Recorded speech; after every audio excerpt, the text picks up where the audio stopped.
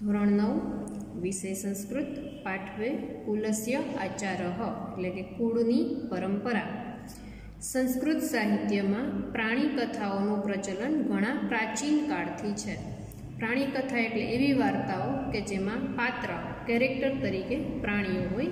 આવી વાર્તાઓ ઘણા જૂના સમયથી સંસ્કૃતમાં બનતી આવે છે।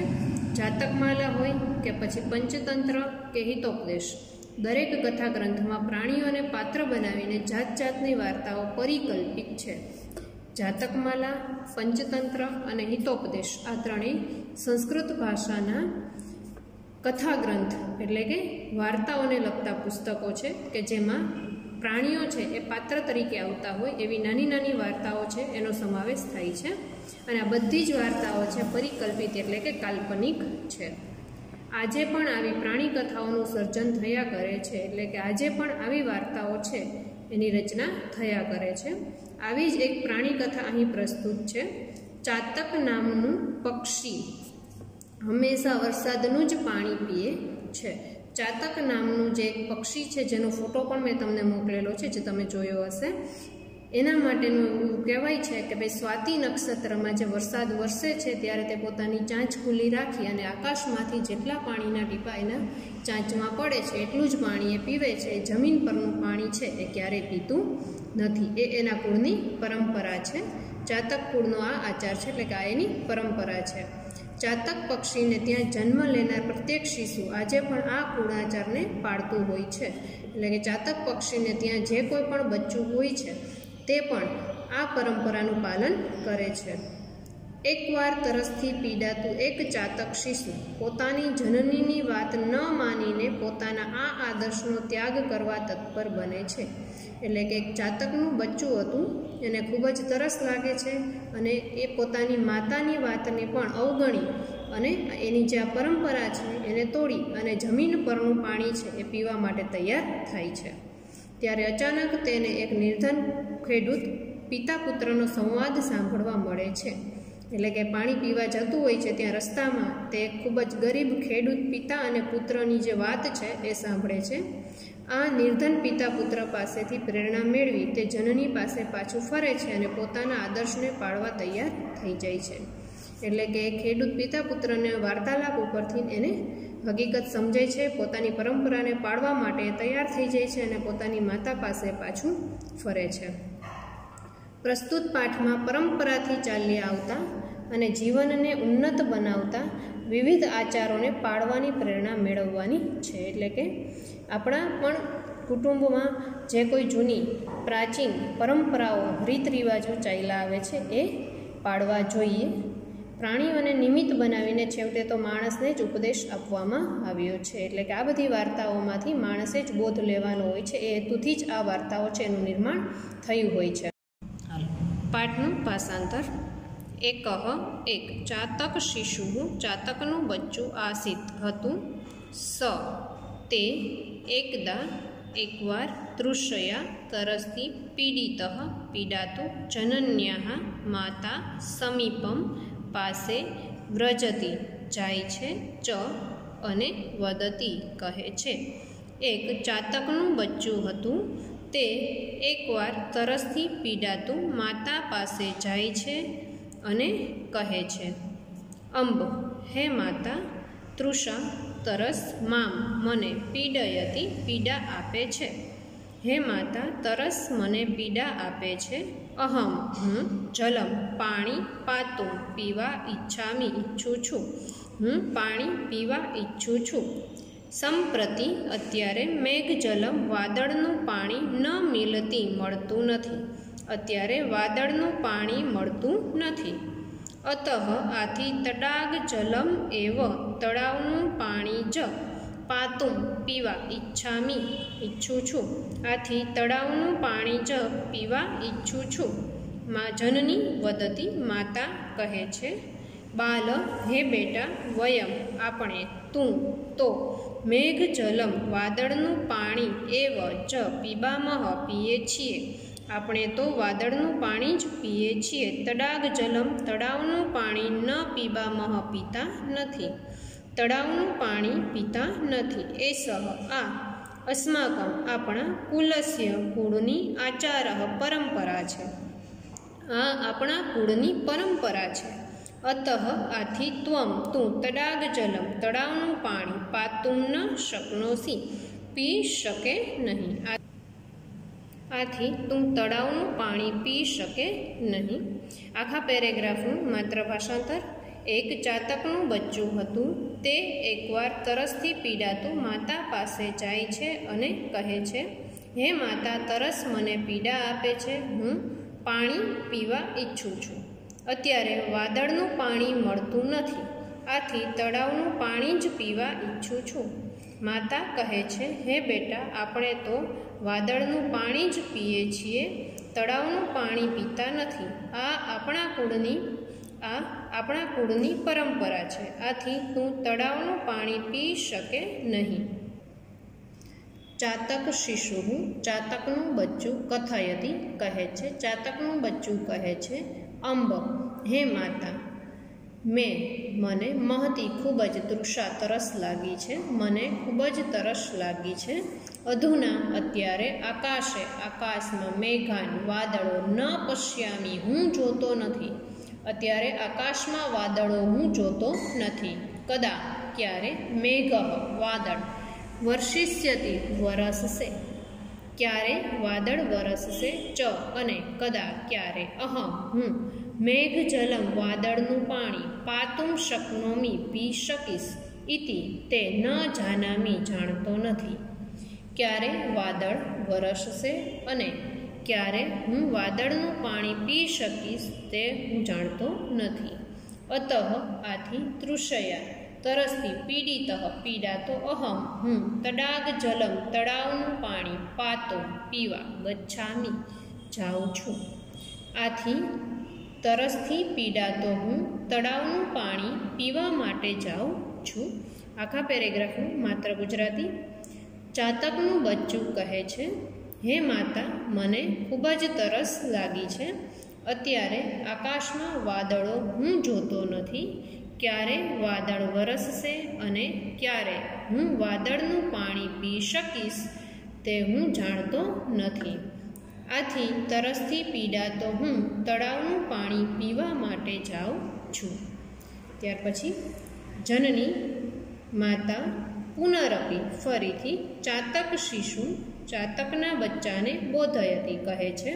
માતા ફરીથી ચાતકના બચ્ચાને કહે છે, બાલ, હે બેટા, અયમ આ અસ્માકમ આપણા કુલાચાર કુળની પરંપરા નથી.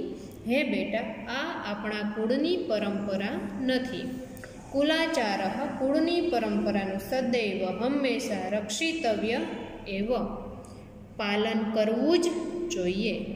કુળની પરંપરાનું હંમેશા પાલન કરવું જ જોઈએ. અતઃ આથી તું તડાગ જલમ તળાવનું પાણી પાતુમ ન અર્હસી પી શકે નહીં. આથી તું તળાવનું પાણી પી શકે નહીં. તૃષયા તરસ સહન કૃત્વા કરીને ત્વમ તારે મેઘસ્ય વાદળની પ્રતીક્ષા કરતું અર્હસી કરવી જોઈએ. તરસ સહન કરીને તારે વાદળની પ્રતીક્ષા કરવી જોઈએ. આખા પેરેગ્રાફનું માત્ર ગુજરાતી. માતા ફરીથી ચાતકના બચ્ચાને કહે છે, હે બેટા, આ આપણા કુળની પરંપરા નથી. કુળની પરંપરાનું હંમેશા રક્ષણ કરવું જ જોઈએ. આથી તું તળાવનું પાણી પી શકે નહીં. તરસ સહન કરીને તારે વાદળની પ્રતીક્ષા કરવી જોઈએ. ત્યાર પછીનો પેરેગ્રાફ. જનન્યા માતાનું કથન કહેવું અશ્રુત્વા સાંભળ્યા વગર. માતાનું કહેવું સાંભળ્યા વગર ચાતક શિશુ ચાતકનું બચ્ચું તડાગ જલમ તળાવનું પાણી પાતું પીવા માટે તડાગમ તળાવે ગંતુમ જવા નિર્ગચ્છતી નીકળે છે. માતાનું કહેવું સાંભળ્યા વગર ચાતકનું બચ્ચું તળાવનું પાણી પીવા માટે તળાવે જવા નીકળે છે. માર્ગે રસ્તામાં પરિશ્રાંત થાકીને તે યદા જ્યારે એક કૃષકસ્ય ખેડૂતના ગૃહસ્ય ઘરની સમીપે પાસે તિષ્ઠતિ ઊભું રહે છે. તદા ત્યારે તાત પુત્રયો પિતા પુત્રનો વાર્તાલાપ શૃણોતિ સાંભળે છે. રસ્તામાં થાકીને જ્યારે તે એક ખેડૂતના ઘરની પાસે ઊભું રહે છે ત્યારે પિતા પુત્રનો વાર્તાલાપ સાંભળે છે. આખા પેરેગ્રાફનું માત્ર ભાષાંતર. માતાનું કહ્યું સાંભળ્યા વગર ચાતકનું બચ્ચું તળાવનું પાણી પીવા માટે તળાવે જવા નીકળે છે. રસ્તામાં થાકીને તે જ્યારે એક ખેડૂતના ઘરની પાસે ઊભું રહે છે ત્યારે પિતા પુત્રનો વાર્તાલાપ સાંભળે છે. કૃષક ખેડૂત, વૃદ્ધ ચ અને મરણાસન્ન મરણ પથારીએ આસીત હતો. ખેડૂત વૃદ્ધ અને મરણ પથારીએ હતો. તસ્ય તેની સમીપે પાસે સ્થિત રહેલો તસ્ય પુત્ર તેનો પુત્ર. તસ્મૈ તે કૃષકાય ખેડૂતને કથયતિ કહે છે. તેની પાસે રહેલો તેનો પુત્ર તે ખેડૂતને કહે છે. તાત હે પિતાજી, અદ્ય આજે માર્ગે રસ્તામાં મને ધનસ્યુત ધનની થેલી પ્રાપ્ત મળી. હે પિતાજી, આજે રસ્તામાં મને ધનની થેલી મળી.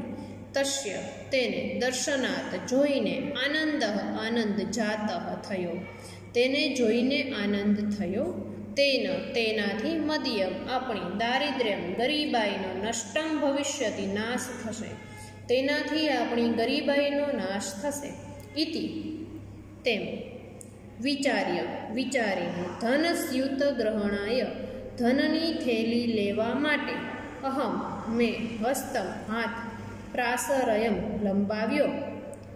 આમ વિચારીને ધનની થેલી લેવા માટે મેં હાથ લંબાવ્યો. પરંતુ તદૈવ ત્યાં જ મને ભવદીય તમારો ઉપદેશ સ્મૃત યાદ આવ્યો. પરંતુ ત્યાં જ મને તમારો ઉપદેશ યાદ આવ્યો. અન્યસ્ય બીજાના ધનસ્ય ધનને ગ્રહણમ લેવું અસ્માકમ આપણા કુલાચારઃ ન કુળની પરંપરા નથી. બીજાના ધનને લેવું આપણા કુળની પરંપરા નથી. અતઃ આથી અહમ મેં તમ તે ધનસ્યુતમ ધનની થેલી તત્રૈવ ત્યાં જ અત્યજત છોડી દીધી. આથી મેં તે ધનની થેલી ત્યાં જ છોડી દીધી. આખા પેરેગ્રાફનું માત્ર ભાષાંતર જોઈએ તો ખેડૂત વૃદ્ધ અને મરણ પથારીએ હતો. તેની પાસે રહેલો તેનો પુત્ર તે ખેડૂતને કહે છે, હે પિતાજી, આજે રસ્તામાં મને ધનની થેલી મળી. તેને જોઈને આનંદ થયો. તેનાથી આપણી ગરીબાઈનો નાશ થશે. તેમ વિચારીને ધનની થેલી લેવા મેં હાથ લંબાવ્યો. પરંતુ ત્યાં જ મને તમારો ઉપદેશ યાદ આવ્યો. બીજાના ધનને લેવું આપણા કુળની પરંપરા નથી. આથી મેં તે ધનની થેલી ત્યાં જ છોડી દીધી. ચાતક શિશુ ચાતકનું બચ્ચું સર્વમ બધું શૃણોતી સાંભળે છે. ચાતકનું બચ્ચું બધું સાંભળે છે. સહ તે વિચારયતી વિચારે છે. અહો અરે મરણાસન્નસ્ય મરણ પથારીએ રહેલા વૃદ્ધસ્ય વૃદ્ધની ચ અને તસ્ય તત્પુત્રસ્ય તેના પુત્રની સ્વકીયમ પોતાના કુલાચારમ કુળની પરંપરાને પાલયિતુમ પાડવાની કીદૃશી કેવી શ્રદ્ધા મરણ પથારીએ રહેલા વૃદ્ધની અને તેના પુત્રની પોતાના કુળની પરંપરાને પાડવાની કેવી શ્રદ્ધા. અહમ હું તું તો કુલાચારમ કુળની પરંપરાને ન પાલયામી પાડતો નથી. હું તો કુળની પરંપરાનું પાલન કરતો નથી. વયમ અમે મેઘ જલમ એવ વાદળનું પાણી જ પીબામહ પીએ છીએ. ઇતિ તે અસ્માકમ અમારા કુલાચારઃ કુળની પરંપરા છે. અમે વાદળનું પાણી જ પીએ છીએ. તે અમારા કુળની પરંપરા છે. તદ તેને અહમ હું ત્યક્તુમ ત્યાગ કરવા પ્રવૃત્ત થયો છું. તેનો હું ત્યાગ કરવા પ્રવૃત્ત થયો છું. એતત આ અનુચિતમ અસ્તિ ઉચિત નથી, આ યોગ્ય નથી. આખા પેરેગ્રાફનું માત્ર ભાષાંતર. ચાતકનું બચ્ચું બધું સાંભળે છે. તે વિચારે છે, અરે મરણ પથારીએ રહેલા વૃદ્ધની અને તેના પુત્રની પોતાના કુળની પરંપરાને પાળવાની કેવી શ્રદ્ધા. હું તો કુળની પરંપરાનું પાલન કરતો નથી. અમે વાદળનું પાણી જ પીએ છીએ. તે અમારા કુળની પરંપરા છે. તેનો હું ત્યાગ કરવા પ્રવૃત્ત થયો છું. આ યોગ્ય નથી. સહ તે ચિંતયતિ વિચારે છે. તે વિચારે છે. સદાશય સદ આશય સારા આશયવાળા. પશવ પશુઓ ચ અને પક્ષિણ પક્ષીઓ ચ અને માનવા માણસો. સારા આશયવાળા પશુઓ પક્ષીઓ અને માણસો. સ્વકુલાચારમ પોતાના કુળની પરંપરાનું રક્ષણ કરે છે. કુલમ આત્માનમ પોતાના કુળની પરંપરાનું રક્ષામી હું રક્ષણ કરું છું. સારા આશયવાળા પશુઓ પક્ષીઓ અને માણસો પોતાના કુળની પરંપરાનું રક્ષણ કરે છે. મારા કુળની પરંપરાનું હું રક્ષણ કરું છું. એવમ આમ વિચિંત્ય વિચારીને સહ તે માતરમ માતા પ્રતિ આગચ્છતિ પાસે પાછો ફરે છે. આમ વિચારીને તે માતા પાસે પાછો ફરે છે. ચ અને સર્વમ સમગ્ર વૃત્તાંતમ ઘટના કથયતી કહે છે અને સમગ્ર ઘટના કહે છે. માતા સંતોષમ અનુભવતી સંતોષ અનુભવે છે. ચ અને શિશવે બચ્ચાને આશીર્વાદ દદાતી આપે છે. માતા સંતોષ અનુભવે છે અને બચ્ચાને આશીર્વાદ આપે છે. અલ્પે એવ થોડા જ કાલે સમયમાં મેઘવૃષ્ટિ વાદળનો વરસાદ એટલે કે વરસાદ ભવતી થાય છે. થોડા જ સમયમાં વરસાદ થાય છે. મેઘજલમ વાદળનું પાણી પીત્વા પીને ચાતક શિશુઓ ચાતકના બચ્ચાની તૃષા તરસ સામ્યથી શાંત થાય છે. વાદળનું પાણી પીને ચાતકના બચ્ચાની તરસ શાંત થાય છે. આખા પેરેગ્રાફનું માત્ર ભાષાંતર. આમ વિચારીને તે માતા પાસે પાછું ફરે છે અને સમગ્ર ઘટના કહે છે. માતા સંતોષ અનુભવે છે અને બચ્ચાને આશીર્વાદ આપે છે. થોડા જ સમયમાં વરસાદ થાય છે. વાદળનું પાણી પીને ચાતકના બચ્ચાની તરસ શાંત થાય છે.